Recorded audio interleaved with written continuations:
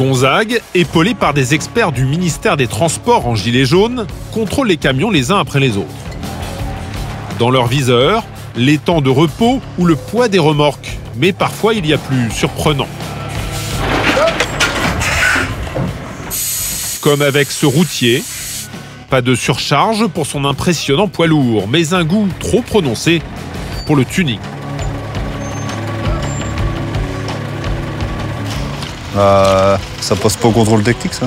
Ah, vous faites de la viande hachée avec ça? Bon, bah, vous savez, la vente. Si vous le démontez pour le contrôle technique, c'est qu'il y a une raison. Oui, c'est sûr, mais bon, voilà. Son camion arbore un pare-buffle spectaculaire, mais totalement interdit sur la route. Bon, là, il met en avant le fait que s'il tape une bête, ça évitera de la casse matérielle sur son véhicule, mais malheureusement, si ça s'avère être un piéton ou quelque chose dans le genre, ça peut avoir des conséquences un petit peu plus graves. Le patron du routier va écoper de 90 € d'amende. Mais le jeune chauffeur ne s'en cache pas, il est très fier de sa calandre, plutôt voyante. On a même fait, mon patron m'a fait l'intérieur du camion aussi, tout en capitonnage, on est des fadas de ça, quoi. Quand je sors du camion, quand je le vois, je me dis, bah tiens, j'ai un véhicule qui est sympa, quoi. C'est pas le véhicule de monsieur tout le monde. Parce que vous y passez beaucoup de temps, du coup. J'y passe ma semaine, ouais. Des routiers qui font des milliers de kilomètres pour leur patron. Le souci, c'est qu'en cas d'accident, le bilan est souvent plus grave qu'avec les voitures. Et notamment quand ces professionnels de la route veulent économiser sur des détails. Ouais, on est presque à la ferraille. Là, on voit que le pneu il est complètement déchiré. Il manque des morceaux de gomme. Hein. Ça, c'est un pneu qui peut éclater à tout moment. Il va falloir appeler votre assistance. Hein. Sur ce camion, les pneus sont usés jusqu'à la corde. Et manifestement, le chauffeur prend des risques en toute connaissance de cause. C'est pas mon problème. Ah, c'est votre problème, vous roulez avec le camion, monsieur. Oui, c'est mon problème, ce que je voulais dire. C'est que je l'ai ici, c'est tout. Vous l'avez déjà signalé à votre patron? Voilà. D'accord. Ah non, mais voilà, non. Mais pour lui, ils sont pas lisses, ils sont pas retaillés, encore une fois. Alors pour lui, c'était pas lisse, c'est tout. Après, je comprends. Je vous demande de partir, vous partez. Ça m'inquiète quand même. Gonzague décide de bloquer le camion. Le chauffeur appelle aussitôt son patron pour lui apprendre la nouvelle. Ça vous agace, monsieur, là, le plus? Bon, ben attends, les pneus, c'est encore à voir, ça. Hein. Bah oui, mais pour le contrôleur, tout ça, ils sont usés, ils sont pas usés. Vous allez me donner les documents du véhicule, monsieur? Attends, ils sont même pas autorités. Un peu furibard, le patron qui se retrouve avec un camion à l'arrêt conteste la version des gendarmes. Attends, ils sont même pas rotoriés, ces pneus-là. Ils sont pas usés au point de... Attends, c'est même pas des pneus rotoriés. Je suis d'accord avec toi, Jean. Que veux-tu que je te dise? Il faudrait que je les voie. De toute façon, je les fais expertiser. Ça, c'est sûr. Hein. Surtout qu'il fait marquer bien les numéros des pneus sur le PV. Hein. En attendant un dépanneur, le patron demande à son chauffeur de reprendre la route, en laissant la remorque sur place, aux gendarmes de se débrouiller avec la marchandise. Je me décharge de la sécurité de la marchandise de la marchandise qui est à l'intérieur du conteneur. Je pense que vous n'êtes pas au courant de la loi, monsieur. Au bout du fil, le patron commence à s'agacer. Ils sont partis là, les flics? Ah non, on est là et on vous entend, monsieur. Ils nous entendent là. Le chauffeur, lui, planté sur place, dénonce la situation. Selon lui, il y a 2 poids 2 mesures dans le trafic. Je le comprends très bien que les pneus soient abîmés. Ce qui m'agace, c'est que sur tous les étrangers, la réglementation n'est pas la même. Ah bon? Ouais. Ça veut dire qu'il y a plus de laxisme, il y a beaucoup, pour plus, c'est beaucoup de laxisme. Là, j'ai bouffé 800 € aujourd'hui, mais c'est pas grave. Voilà. C'est toujours celui qui se fait attraper et qui en veut aux autres. Hein. C'est un peu une réaction. C'est une réaction humaine maintenant. On contrôle autant d'étrangers que de Français. Il n'y a pas de quota déterminé. Hein.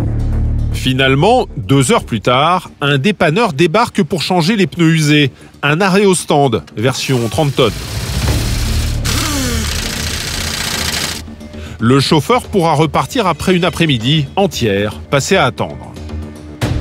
Mais Gonzague n'est pas au bout de ses surprises. Car sur les routes de l'Oise, on croise de tout, et parfois n'importe quoi.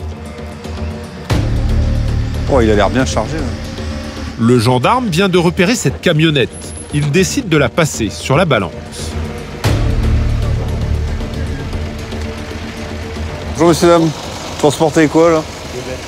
Combien il y en a? Il y a 2 grosses bêtes, 3 petites. Vous avez 5 bêtes en tout? Ce couple transporte du bétail dans un camion, loin d'être entretenu. Là, il y a une belle entaille. Sans regarder le détail, regarde comment Il est écrasé. Le véhicule semble écrasé sous la charge. Et le passage sur la balance va vite confirmer les doutes. On dépasse largement les 3 tonnes autorisées. À l'arrière, il a la capacité maximum de ce qu'il doit pouvoir transporter déjà, rien qu'à l'arrière. Vous êtes à 5 tonnes 5. Moi, je peux pas vous laisser repartir, monsieur, avec un chargement pareil, hein, c'est trop là. Mauvaise surprise pour le couple. La route s'arrête là, mais pour Gonzague, ce camion cache autre chose. C'est vos animaux, monsieur? Non. C'est à vous les animaux? Non. Vous faites quoi? Vous faites que le transport? Et c'est pour qui alors? Pour le bloc, la cargaillerie. Vous avez une licence de transport? Qui, moi? Je suis pas transporteur. Transporter des animaux vivants sans autorisation du préfet est passible de 6 mois de prison et 7 500 € d'amende. Et pour Gonzague, il y a autre chose de suspect. Ça vous arrive souvent de rendre service à ce monsieur-là? Vous avez un contrat de travail avec lui? Non. Ah, dans l'année, vous devez savoir à peu près combien de fois vous prenez un de ces camions pour transporter des bêtes? Allez, une dizaine de gros, Une dizaine de fois dans l'année? Ouais. Et sans contrat de travail. Donc là, si vous avez un problème avec... on fait comment là? Vous pouvez appeler la personne à qui vous rendez J'ai service essayé de l'appeler. et puis lui dire qu'il fasse le nécessaire pour venir les chercher. Un simple contrôle routier et Gonzague tombe sur du travail au noir. Il a réussi à joindre son patron là? À son pseudo-patron? En attendant, le bétail à l'arrière commence à gigoter. Et Gonzague se retrouve bien embêté, avec 5 vaches sur les bras. On est coincé dans tous les cas. On peut pas le laisser partir, on peut pas le laisser sans... S'il n'a pas à manger ni à boire. Le gendarme veut libérer les animaux, au plus vite. Je te crois sur le gendarme. Oui, bonjour monsieur, j'ai un de brigade motorisée de Beauvais. Est-ce qu'il y a une ferme aux alentours du contrôle avec qui vous travaillez où on pourrait les faire déposer? La solution du patron, un fermier à proximité. Monsieur, En revanche, le vendeur de bestiaux n'évitera pas la sanction. La justice devrait bientôt le convoquer. C'est le tribunal qui gérera, vous direz dans votre audition que ce monsieur il est employé, enfin il est en bénévolat, vous nous l'expliquerez. Nous on constate, après c'est le procureur qui gère, c'est du bénévolat, Après voilà quoi. Donc on va les décharger à monsieur. D'accord? Pour Gonzague, la journée se termine par une escorte inhabituelle jusqu'à une ferme toute proche. Pour ma part, c'est la première fois que ça m'arrive. Et là, pour vous, c'était du travail dissimulé ou alors c'était vraiment du bénévolat, quelqu'un qui aidait un ami? Je pense que c'est une personne qui rend service à un ami. Maintenant, les deux parties vont être entendues et ça sera au tribunal de trancher sur ce qu'il en est réellement. Le travail dissimulé est passible de 3 ans de prison et 45 000 € d'amende. En attendant, Gonzague a trouvé une solution provisoire pour les bêtes. Même si le fermier n'est pas très content de voir débarquer les gendarmes.